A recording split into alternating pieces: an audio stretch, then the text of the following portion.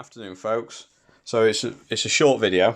It's not a very interesting video, but it does show you the three different things that I was meant to put on over the weekend and never got around to it. So I've got a still shot of some deer at 50 yards. I've got a short video clip of some rabbits down in the far end of some open grassland at 250 yards. And I've also got a short clip of a squirrel on a trunk of a tree in dense woodland at roughly 40 to 50 yards. So I'll start with the deer. As you can see, there's no mistaking what they are simply because of the size of the animal, and the heat signature that they're giving off is quite strong. All this was shot at night time. Temperature outside was about 10 degrees. But you can quite clearly see what you are looking at there through this hikvision 6mm. If I go to the first video, this is the rabbits in a field. So I'm on a road at the minute, walking up to a gate that you can see there, and I'm creeping, so excuse the footage, but when I turn around the corner you will see the rabbits down in the distance. They are just a white blob. There's no way you're going to identify at 250 yards, but you can tell that the heat source is in that field, and you can also count them. So if I pause the video, oops, just get it back off zoom again, wait for it to come back off zoom if it does. Bear with, see if it does it. I've pre-recorded this, I'm just overlaying my voice on it, so I'm not going to do it, am I? No, let me play it again. So you can count the rabbit. I know that the rabbit down there because I know that this field is teeming with rabbits in an evening. But if you didn't know the land, there's no way on earth you'd be able to take a shot at that heat source because you wouldn't have a clue what you were shooting at. So, but if I just try and pause it as best I can before I zoom in. So you've got one heat source over to the right. You've got one in the foreground just above the play sign, and then one straight behind it as well. Then you've got one to the left and then one behind that as well. Now I can see them heat sources quite well. If you've not had a thermal before, it does take some getting used to on what you're actually looking at, because it's not, your eyes aren't designed to be looking in black and white, and B at distinguishing different temperature changes, which is what a thermal basically does. It distinguishes the difference between a cold field and something stood in that field.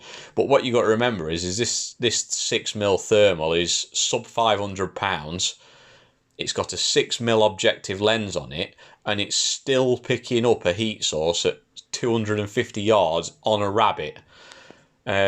Which, in my eyes, if you're wanting this thermal to scan woodland, scan open grassland, scan fells, up and out to the maximum of, I would say, 300 yards, then you ain't going to get much better for the money.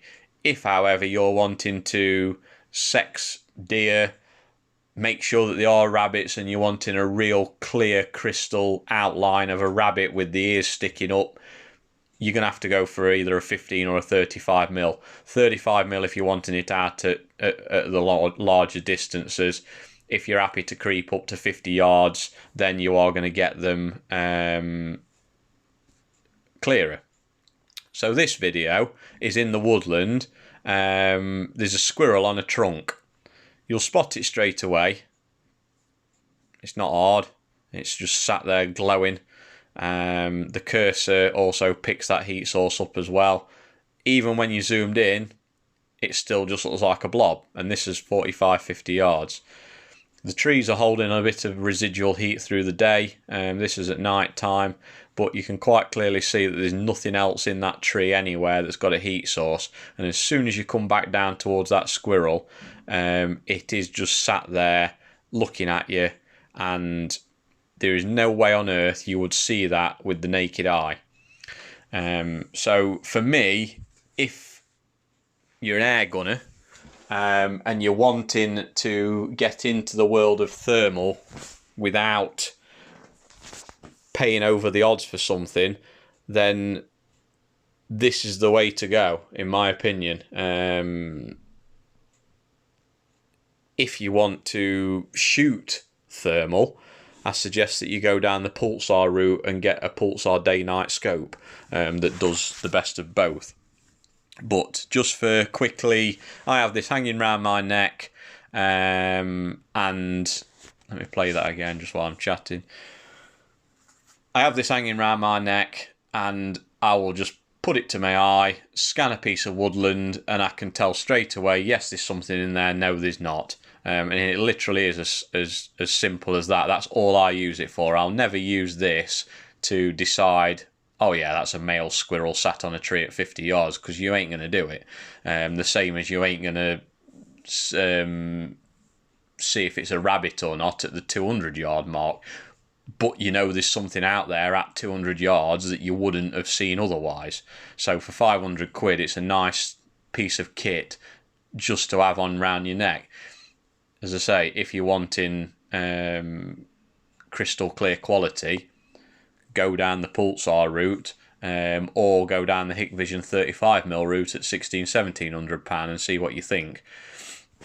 But for me, for the money, would I go out and buy one? If I was an air gunner and I wanted to find heat sources in a woodland, in trees in the day or the night, squirrels in the daytime in a woodland, it is ideal for, because the image quality does not change.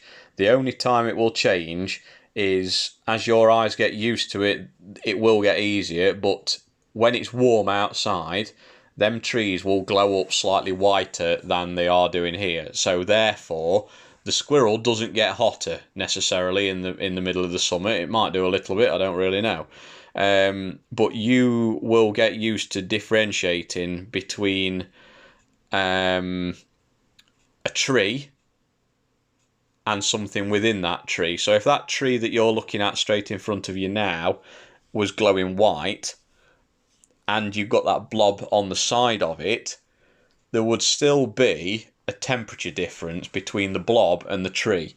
And that cursor will help you to a point to determine the hottest place on that picture. So, like it's doing here, the cursor is all over the place because it's just picking up the hottest point at the minute. But as soon as you get to that squirrel, it picks it up near enough instantly and it sits on it as best as it can. Now at that point I would be thinking that is something in the tree. I'm going to go and investigate either with my night scope, or even if it's daylight, you'll be able to look down the rifle scope and spot it without scanning trees with your scope, wafting your air rifle all over the place, looking like a prat because you've got people walking in the woodland up above you. Do you know what I mean? And you're there scanning God knows everywhere because you haven't got a pair of binoculars wrapped around your neck. At the two, I don't think you'll ever beat a pair of binoculars, but at the same time, a pair of binoculars will not give you a heat signature. So, for me, it's worth it, depending on what you're doing with it. So, at that, I'm going to cut off, and I hope that's answered some of the questions that I just bit the bullet and bought one. Will I upgrade? If I use somebody's £1,500 pulsar, probably. Does this do the job for what I'm using it for at the minute? Definitely. Rabbiting day and night, squirreling day and night, ratting I don't do any of.